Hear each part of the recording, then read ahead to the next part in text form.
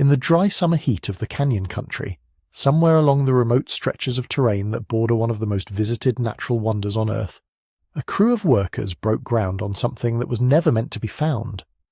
By the time the sun had set and risen again, the site was sealed. Not slowed down, not paused for review, sealed, overnight, and the people who had been standing inside it were told to say nothing. That detail alone should stop you cold. The Grand Canyon draws nearly 6 million visitors a year. It is photographed, studied, mapped and measured to a degree that very few places on the planet can match. We think we know it. We think we know what lies beneath its layered walls of Vishnu schist and Kaibab limestone, beneath the Colorado River's relentless cut through 2 billion years of geological history. But the canyon keeps secrets the way deep water keeps darkness, completely and without apology. The story begins, depending on which account you follow, sometime in the early part of this century, though some versions trace back decades earlier. A team, described variously as a survey crew, a geological research group, or a contracted excavation unit, was operating in a section of land that sits just outside the most trafficked corridors of Grand Canyon National Park. This is territory that looks, from a distance, like everything else out there. Red rock, scrub brush, the occasional hawk riding a thermal up into a sky the colour of bleached bone. But beneath the surface something was different. Something that did not belong to the natural geological record of the region. Something that had been put there. What exactly they found is where the accounts begin to diverge, and that divergence itself tells you something. When a story has one version, it's usually either true or fabricated cleanly. When it splinters into half a dozen competing descriptions, it usually means that fragments of real information leaked out through different channels, and no one was given the full picture. Some accounts describe a series of connected chambers carved into the rock, their walls showing unmistakable signs of deliberate construction rather than natural erosion. Others mention artifacts, objects that should not exist at that depth, in that layer of geological time, near that part of the world. Strange metalwork, inscriptions, structural elements that required not just hands to build, but knowledge. One of the most frequently cited versions of the story references a discovery that echoes an older account, a 1909 report published in the Arizona Gazette, in which a man named G.E. Kincaid claimed to have found a vast underground complex beneath the canyon walls, filled with Egyptian-style artifacts, mummified remains and passageways that stretched further than his lamp could illuminate. The Smithsonian Institution, named in that original report as a participating organization, has never confirmed the story. They have on several occasions denied it, but the denial carries its own weight. Institutions do not typically spend energy denying things that no one is paying attention to. What the more recent accounts add is not just a location, but a timeline and a behavioral response that is nearly impossible to explain away. The crew that opened the site reportedly did so in the course of routine work. No one went in expecting to find what they found. That matters, because it removes the possibility of a staged discovery. These were not people looking for a mystery. They stumbled into one, and what happened next was not investigation, it was containment. Within hours of the initial breach, word had apparently travelled up a chain of command that the workers themselves could not fully identify. Calls were made, vehicles arrived that had not been part of the original operation. By the time night settled fully over the canyon rim, the site was being sealed with a speed and efficiency that suggested the response had been prepared in advance, or that someone, somewhere, already knew this site existed and had been waiting for exactly this moment. That overnight resealing is the axis on which the entire story turns. Before it, you have an unusual discovery, interesting, worth examining, perhaps significant. After it, you have something else entirely. You have deliberate erasure. You have workers who found themselves suddenly unemployed, or reassigned, or quietly advised that what they had seen was not what they had seen. You have restricted access to a specific parcel of land that, in the days and weeks following, became quietly but firmly off limits. Who was involved? The names that surface in connection with these events are rarely specific. Federal land management agencies appear in some accounts. Private contractors appear in others. One recurring thread involves personnel connected to research institutions, the kind of organizations that operate at the intersection of government funding and academic authority, whose records are largely inaccessible, and whose mandates are written in language broad enough to justify almost any action taken in the name of preservation or national interest. And that language, preservation, interest, security, is exactly the kind of language that gets used when someone needs a legitimate-sounding reason to close a door and lock it from the outside. The canyon itself sits on land that is simultaneously one of the most public spaces in America and one of the most restricted. Vast sections of it are simply not open. Not to tourists, not to researchers, not to journalists. The official reason is almost always the same: protection of sensitive ecosystems, preservation of archaeological integrity, safety concerns. These are not unreasonable justifications, but they are also justifications that have been used historically to keep people away from things that were never meant to be seen. Whatever was uncovered near the Grand Canyon in those critical hours before the seal came down, it was significant enough that the people who found it were not allowed to keep finding it, and that, more than any artifact or chamber or inscription, is the detail that refuses to let this story rest. So what do we actually do with all of this?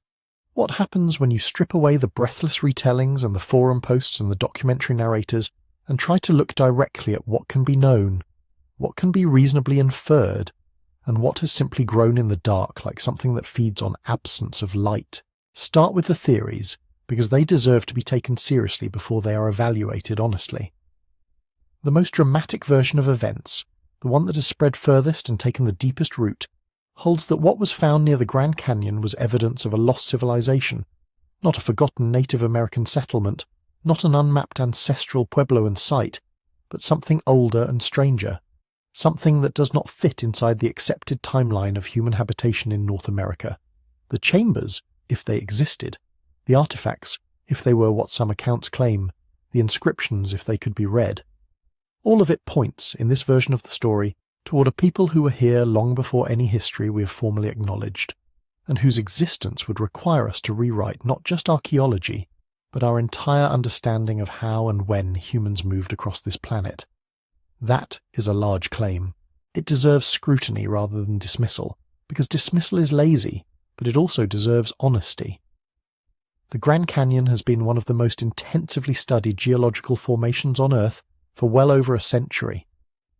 Archaeologists have documented thousands of sites within and around it: granaries, pictographs, ruins, burial sites, ceremonial spaces belonging to cultures that stretch back more than 4,000 years.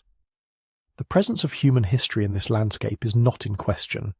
What is in question is whether any of that history contains an anomaly large enough to justify an overnight government seal and a sustained policy of silence. The more grounded theories suggest something different.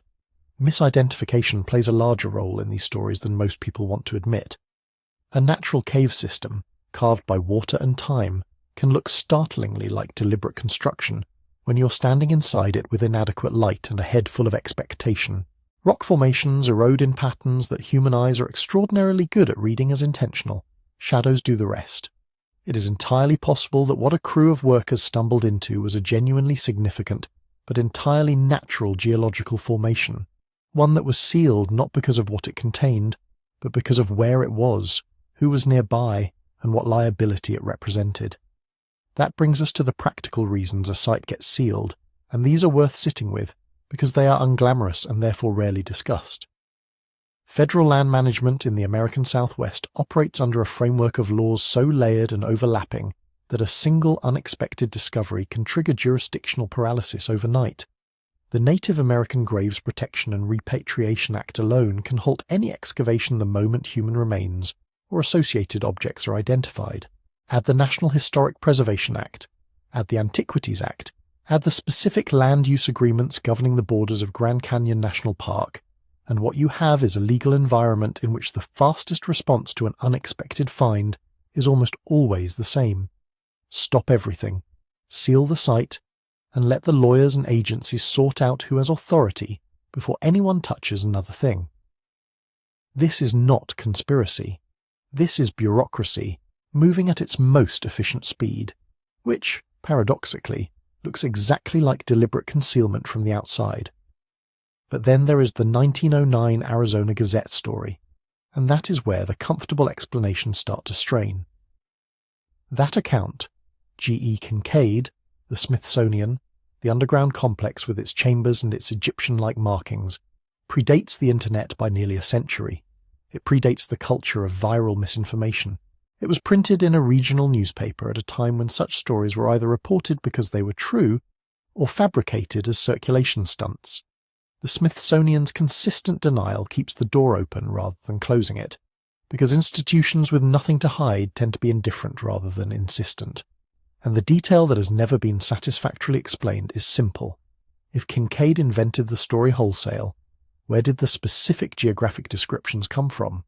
How does a fabricated account contain location details that correspond to real, restricted sections of canyon terrain?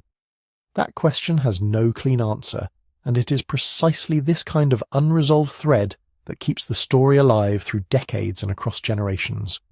The legend does not persist because the evidence is strong. It persists because the gaps are exactly the right shape. Secrecy fills in like water. The canyon's sheer scale makes total knowledge feel impossible. Restricted access creates the impression of something worth restricting.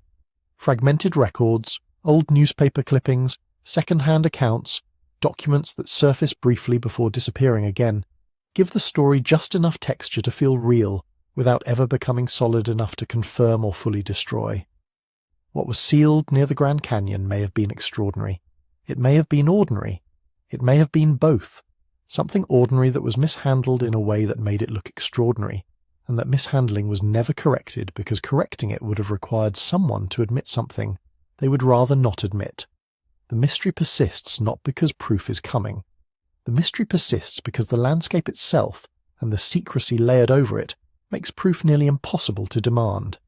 And that is exactly the condition in which the most enduring questions survive.